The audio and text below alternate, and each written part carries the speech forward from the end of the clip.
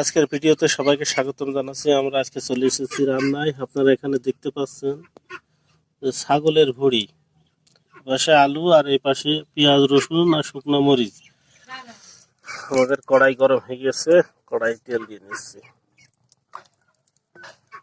আপনারা দেখতে পাচ্ছেন যে আমরা তেল দিয়ে নিলাম। আমাদের তেলটা গরম করা হয়ে গেছে বা গরম হয়ে গেছে। এখন আমরা কেটে রাখা পেঁয়াজ মরিচ আর রসুনটা দিয়ে দেবো, দিয়ে ভাজতে থাকবে।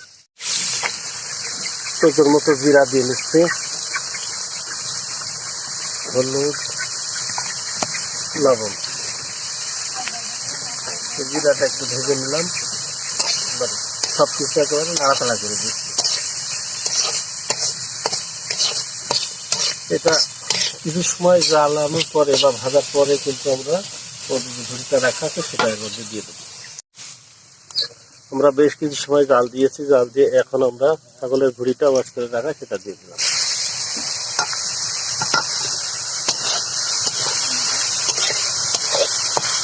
দিয়ে এবার ভাজতে থাকবে।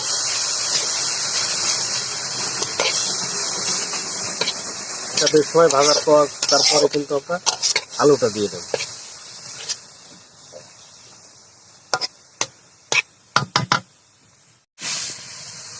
আমাদের বেশ সময় কিন্তু আমরা এই ভুঁড়িটা এভাবে ভাজছি।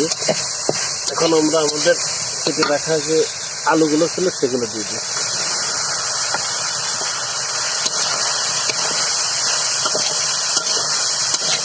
ভুঁড়িটা মূলত আলু দিয়ে খেলে বেশ ভালোই লাগে, খারাপ লাগে না।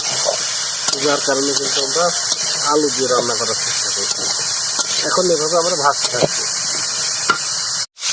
আমাদের বেশ সময় জাল রয়েছে, লেগে লেগে যাওয়া ভাব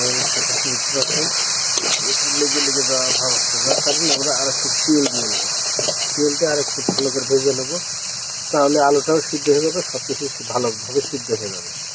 আমরা আবারও তেল দিয়ে নিলাম। এই তেলটা গরম হয়ে গেলে সবগুলো ভালো করে ভেজে নিলে হয়ে যাবে। তেলটা গরম হয়ে গেছে,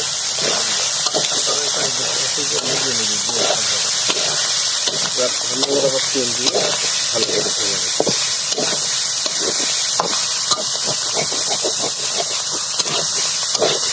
ভাজা করে শেষ পর্যায়ে চলে এসেছে।